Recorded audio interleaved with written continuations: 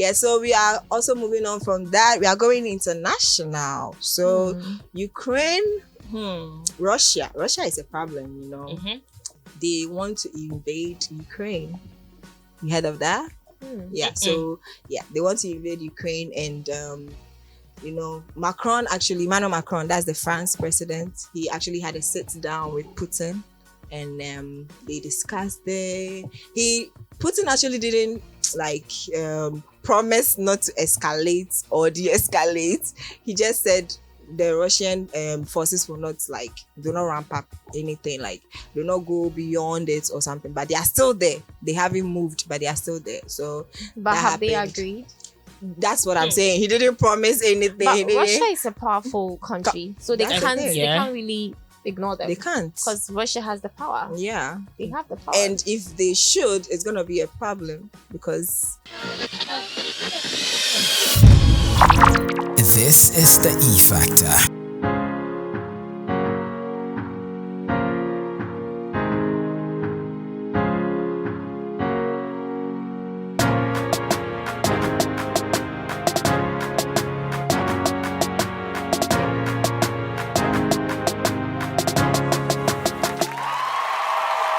Good morning to everybody watching the E Factor show today. Of course, my name is Huguette, and the show promises to be very exciting today. Now, today's date happens to be the 5th of March, 2022. Promise then is that today no mistakes are going to be happening on the show, and that's on period. So today happens to be international. No, we're actually in the month of March, right? And March is always about women, talking about women in history and everything. So I don't think I'm going to be biased if I say that I'm dedicating today's episode to women entirely, but yeah. Okay, yeah. So today's episode is dedicated to women alone, and the theme for this year's International Women's Conference, it says break the bias. Do you have a whole Wakanda sign like that? So yeah, maybe when they are doing that, you might decide to put it in. It's actually a solo show today. I hope I'm not going to be blabbing a lot. Okay, so before we actually get the whole show cracking, let's have an ad. So if you want to do anything connected to audibles, you want to record a podcast, anything audios, maybe not music. So if you want to do that, you can actually hit Wired Studios app on 0557221192. Then you can hit up us on Instagram at Wired Studios 7. Let's get into our lexicon. Let me take it easy here. Okay, so our first word is egregious. Okay, and it means obviously or noticeably bad. I wanted to try and make a sentence, but no. And the next word is fulminate, and it means to send forth harsh criticisms or insult. Then our idiom for today says worthing. That means become less believable or interesting. Then let me talk about yadala. I like talking about yadala a lot because, of course, who doesn't like to look beautiful in whatever it is they are wearing? So if you want to look beautiful in your outfit, you want to get quality African prints that you can, let your fashionista do every design they want to do for you, you can contact Yadela on 050-7656-429 or 0550-889-128, or you can follow them on Instagram at Yadela_GH. Was that fast? No, I don't think so. There is nobody here for me to actually ask that today, but Shitoflex definitely is on board today. So if you want to get that tasty, spicy black sauce for your food over the weekend, within the week or anything, definitely hit Shitoflex app, and their number is 0500-407693. Follow them on Instagram at Shitoflex. But we actually have a whole amazing interview coming up today. I just didn't want to rub that in the early stages because maybe keep you guys in suspense a little bit. So we have one of our own royalties back on the show. She's been here before, but we just wanted to get interactive with her because we are celebrating women and she's one of our royalties. So before we actually get into the whole interview and everything, let's go for our song of the week and inspiration. When we are back, we are definitely going to talk to EYA The Medic. Stick and stay. Oh my, this is amazing, this is great, this is something I always want to listen to. Listening to the main man, D_LASI. This is the E Factor. Okay, so like I said earlier in the show, I actually talked about the fact that it is International Women's Day on the 8th of March 2022.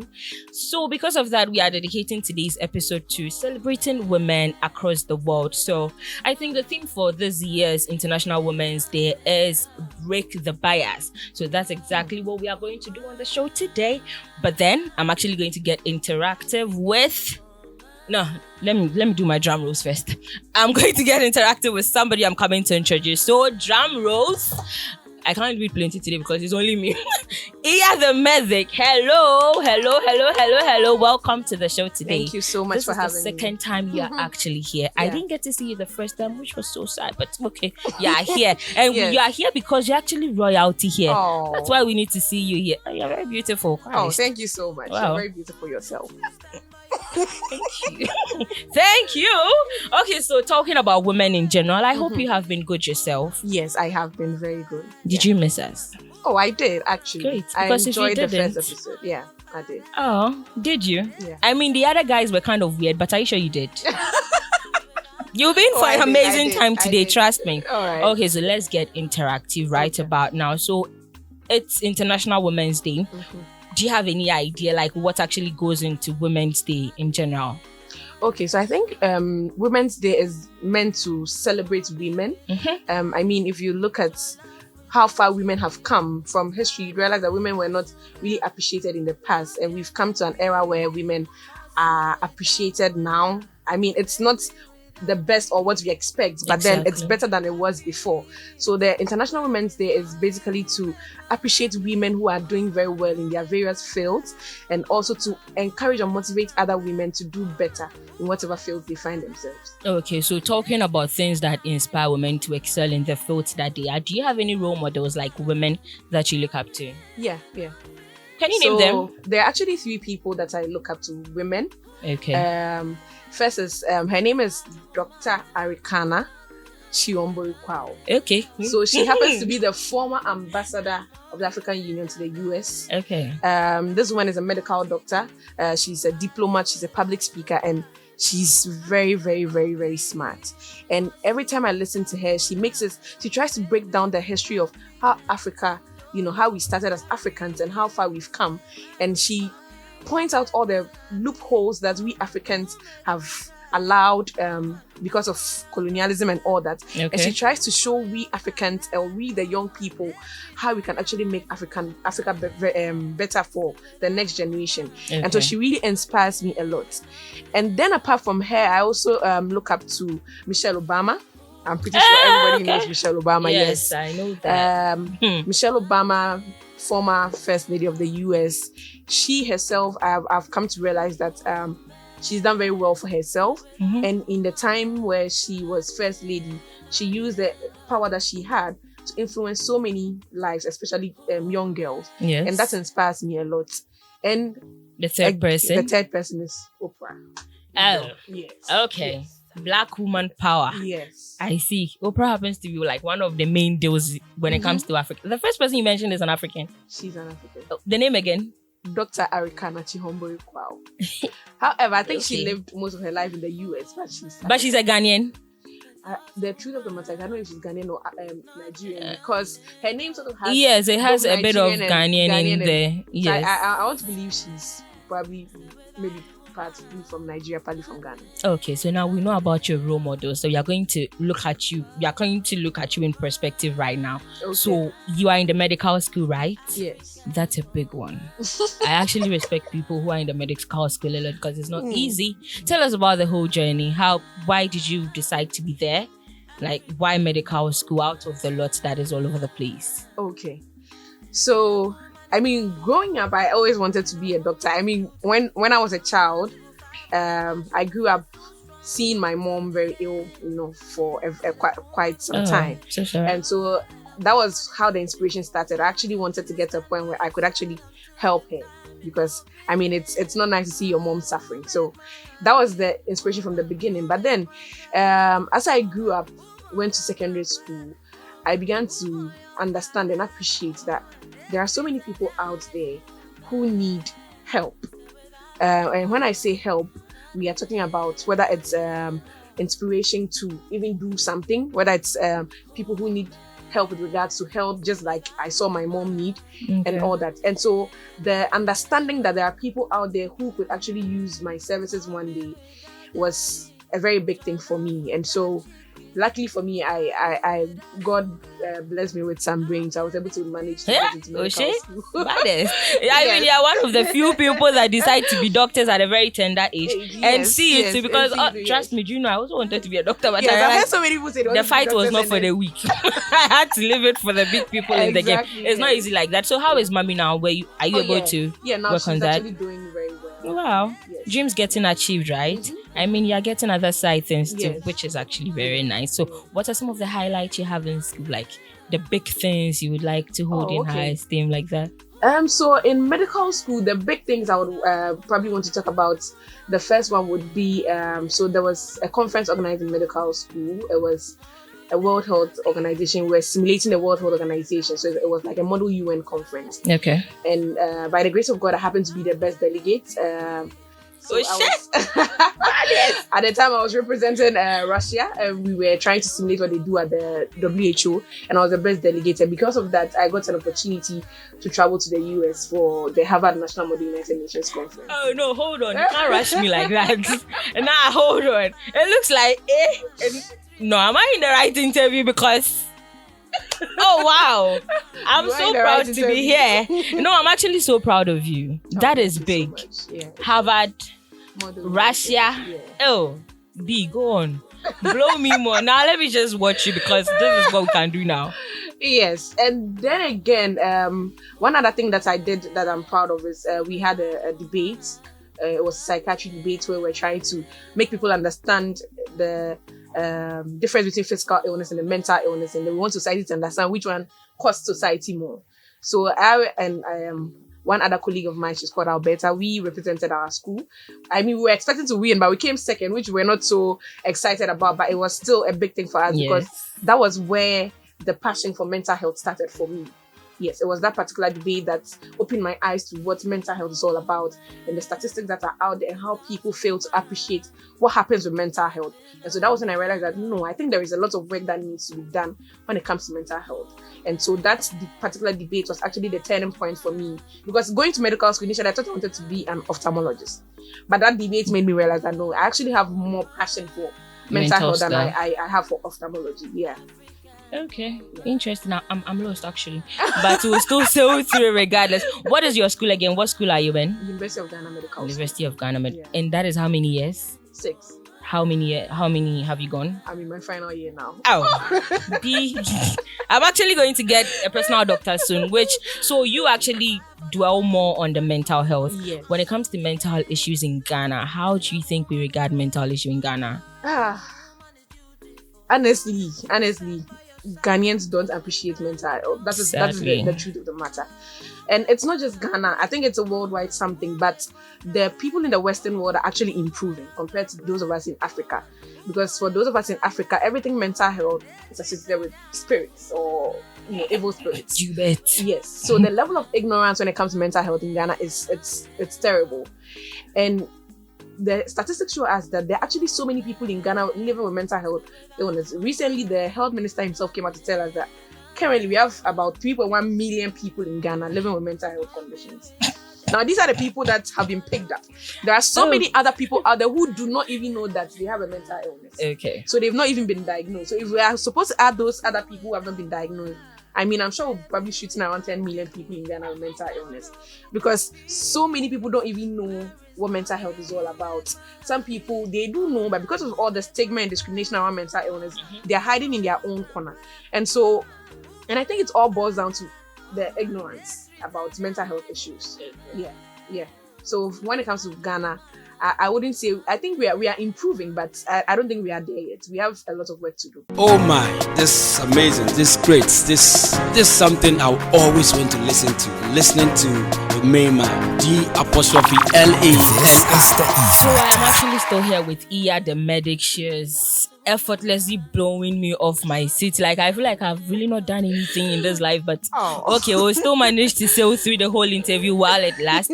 Okay, so since you were talking about the fact that Ghanaians don't really know much about mental health, don't speed up on me. In like a few 2 minutes, just tell us something really like about mental health. Then let's just get that in our heads. Okay.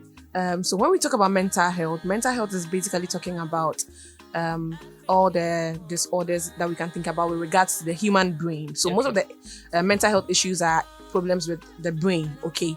And so when we talk about mental health, we have some disorders that are very common, like anxiety disorders, we have depression, we have the eating disorders, we have the paraphilias or the sexual disorders. So there are a variety of disorders that are out there, and then people need to understand some of the symptoms that come with these disorders to be able to know that they need help, and they should be able to know where they can find help.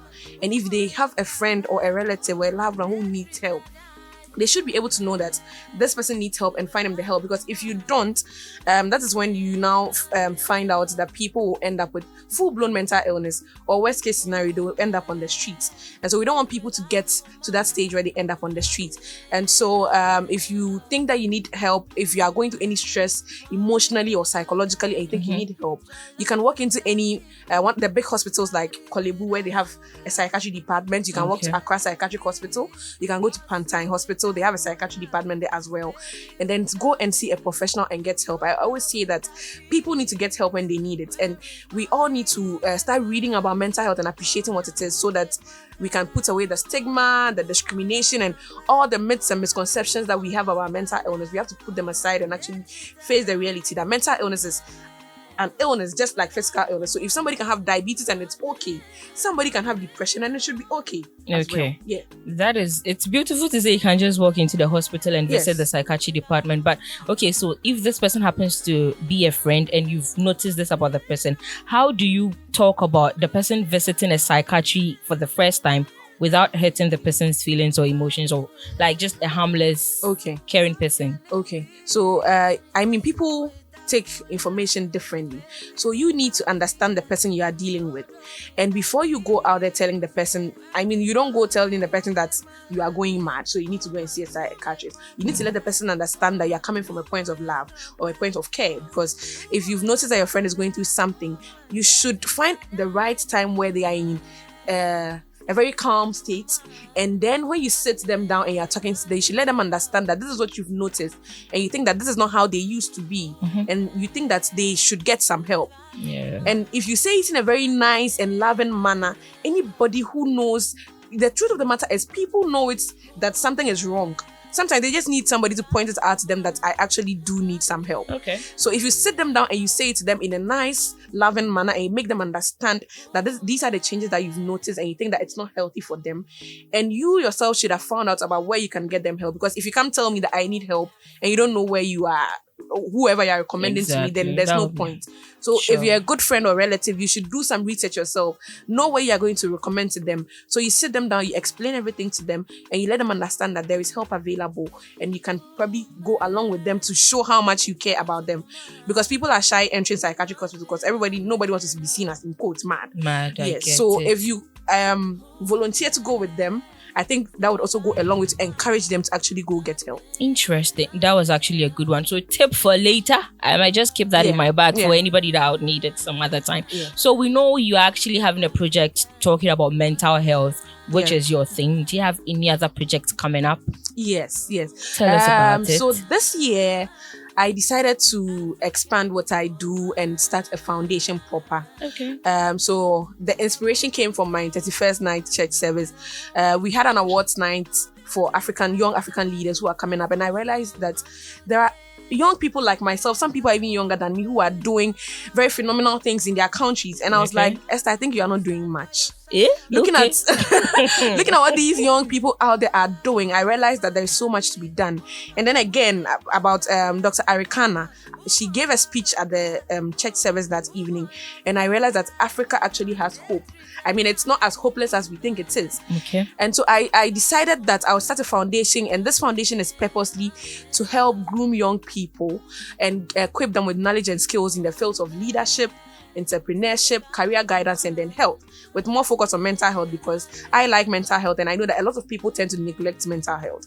And the reason is that you would notice that we complain about the leaders we have in Africa all the time. A lot. We always do that. Exactly. But we should understand that people become what they are, right from the environments that they grew up in, the experiences that they had and all that. Sure. And so I thought about it and I realized that if we could get young people who are now growing up, and we could actually teach them the right things to do when they grow up. If we could actually make them understand that if you want to be a good leader, you have to be a selfless person. You have to be somebody who has the mental fortitude to do what you want to do. Then it starts from there. If we keep impacting these ideas into their minds, they grow up and they understand what leadership is actually supposed to be about, so that they don't end up like all the leaders that we are complaining about. Okay. So I realized that there's no point complaining all the time if we, the people ourselves in Africa, are not doing anything about it. And so this is the little thing I think I want to do. So the plan is start with senior high and junior high schools. So we've actually gone to one junior high school that I wanted to start with, but we decided to do government schools. And the reason is we believe that the people in government schools are in some way a little less privileged compared to people in private schools, and they wouldn't have some of the opportunities that people in private schools would have. So we wanted to do government schools. So we went to one of the schools I wanted to start with. We spoke to the headmistress and she was very excited, but she said we have to get permission from the district directorates. We went there, they said we have to get permission from the national headquarters, and they are also saying we have to register first. I know, right? So we are going through the registration process. Hopefully we are hoping that before this month ends, we'll be able to finish the registration process, and then we can start. So we are establishing clubs in these schools. Oh, okay. And every 2 weeks we'll teach them something, either leadership, either entrepreneurship, either career guidance, or either health. That's a big one. Yes, so pick one topic every 2 weeks and then teach these young people, so that we hope that they will become good leaders, and then the next generation of leaders we have in Africa will be better than what we are seeing now. Definitely. That is a very good initiative. What's the name of your foundation? EYA's Foundation for African Leaders. Right. I'm so proud of you. Like, all jokes aside. But you know what? If you happen to need anything for your foundation, I actually want to be a member. That's nice. Knowing the Lali, he would want to. Fatito would like. I mean, the whole team is in. Whether they like it or not, I'm vouching for them. They are all part of the EYA Foundation. That's exciting. So please, yes, include us in anything you want us to do. If you want us to help you with any broadcasting of events, anything you want to do regarding the foundation, thank you so much. we are actually in for you. We've told you about the fact that you're royalty. Don't take it for granted. That is it. Okay. Yeah. So amidst all these things that you want to do, you being a woman, actually limits you. We might not want to accept the truth as it is, but you being a woman, genuinely, it affects certain things. They would actually be like, oh yeah, a woman, you don't need to actually go this large scale like that. Men are the ones supposed to be leading these kind of things. So what are some of the challenges you face as a woman when doing these things that you want to put out? Okay, I mean, like you said, we all grew up in societies where women are seen as supposed to always be submissive to men and all that.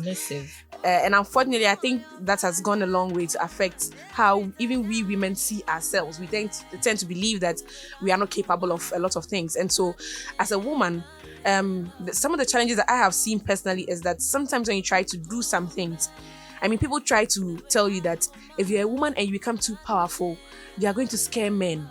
And I mean, everybody grows up everybody grows up with the idea that, oh, eventually one day I want to have a family. And now you are in a society where everybody's telling you that if you're a woman and you are doing too much, nobody's going to like you because men are scared of powerful women. And so sometimes you sit back and you feel like, maybe I should slow down a little. But then I read sometimes and I realize that no, there are actually men out there who are actually interested in women who are doing very well for themselves. And so there is no need for me to try to downplay myself, because I think that some men are any man who is going to be intimidated by a woman, that is their loss. Because I don't see any reason why you as a man, if a woman is doing very well for herself, it should actually motivate you to do better and not intimidate you instead. Yes. And then again, in our societies, when you try to get support from people or you try to reach out to people for help, in as much as we don't want to accept that that's the truth, we women are actually very vulnerable, because some men will try to take advantage of the fact that you need help. Some of them may make sexual advances at you and all that and try to make you feel that unless you give me something, I'm not going to give you something in return and all that. And it's sometimes makes you feel that, well, if I was a man, you probably wouldn't be expecting any sexual favors from me to help me with whatever I'm doing. Yes. And so I think those are some of the few challenges that I've had as a woman. Oh, you've had sexual advances thrown at you. Oh, too many. I mean, yes, you're very Too beautiful, many. but you're not supposed to be doing that. You're actually very nice. This is the E Factor. But hey, like, men should actually try to, I don't know, there are a few women that are trying to come out to be known for the good things that they do. These sexual advances need to stop at a point. Yeah. It's like that is all you are made up for. I don't know Yes. why they demand other things from the men, but then when a woman goes, the only option is sex, and it is nothing but sex. They won't even it's bad. offer other things. Like, you don't even need it's to bad. find money or anything. Oh, no, it's no, just no. sex, and Yeah. and please, let's try and put a stop to all this. We are really trying need to to put a grow a stop.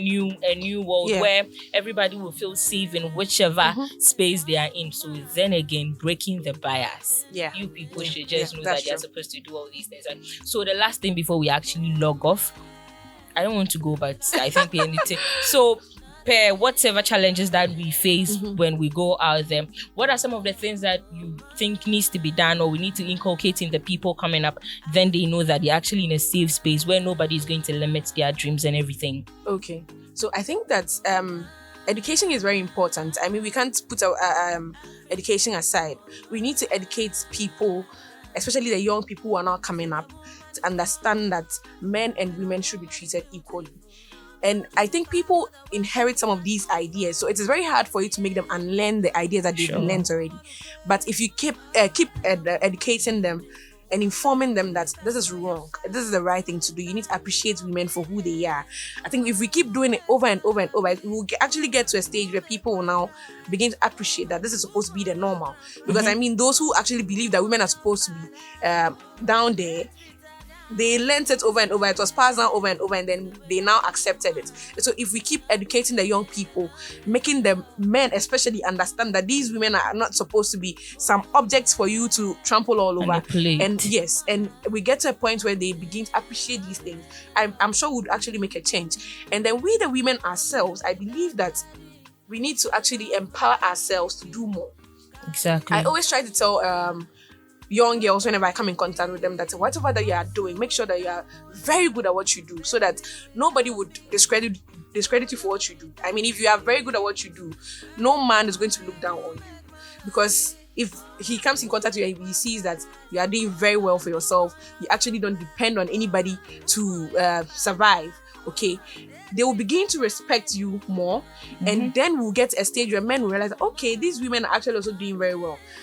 Again, there are so many women out there who have done a lot for themselves. You should actually try to learn from some of these women, some of the things that they did, some of the measures that they put in place in their lives to make sure that they are where they are now. That is actually a lot of inspiration that we young women now have to pick up, and then we would be able to do well for ourselves, and men will begin to actually appreciate we the women. And then finally, I think that we should actually involve the men themselves in what we are doing, because if they are involved in, let's say, the education, if we are going to educate young people, we should have men on the team, so that other young men would see that, okay, I have a colleague man telling me that this is supposed to be the normal. Okay. Actually sings better than they hearing it from a woman. Okay. So it's good to actually have the men themselves involved in creating the awareness that we are trying to create, and also trying to empower the young girls that we are trying to empower. I think if we do all these things, we should actually go a very long way in making some change. That would definitely go a long way in making changes in the society. And I mean, we should try to limit how we talk about feminism. Immediately a woman is so uptight about her opinions, she knows what she's going for, she's actually very persistent on things. You're like, you're a feminist, you're just all over the place, you just want to show that, oh, okay. I mean, people are against That's feminism not when it. they don't even know what it is. Exactly. They don't You even see, know what it is, so you just don't have to be saying that, oh, feminist. That is not even it. And like you said, women should actually support their own. It's not all the time that when you see women in high places, you be like, oh, she slept her way through to the top, or she did this, and you don't even commend them for the genuine things that they actually do, which is bad on our side. Like, both men and women, we are not supposed to attribute everything to sex. Otherwise, then it means we trying to eradicate the fact that sexual advances are being made at us is going to be void. It won't really work. So let's try to put a stop to that as well. It's been an amazing interview. Like, I've had I've had fun. I've been educated. I have been entertained. I have been wowed. I have been left staring at you. I'm like, you get really do more. So I'm actually glad you were here. Like I said about your foundation, we would be happy to be a part of it. Anything that you would like to do regarding letting people know about it, we are in for the whole deal. I have been interacting with EYA The Medic, and like we have been talking about, it's all about International Women's Day. I hope that you have actually taken a lot from what we've been telling you today. Make good use of these things, please. We talked about mental projects in there a bit. Make sure whatever advices she gave, you are going to make use of them. I'm logging out. Am I supposed to log out? I don't want to, but okay, I think I have to. So remember to break the bias everywhere you are, both men and women. So my name is Huguette and I'm logging out. Bye. This is the E Factor.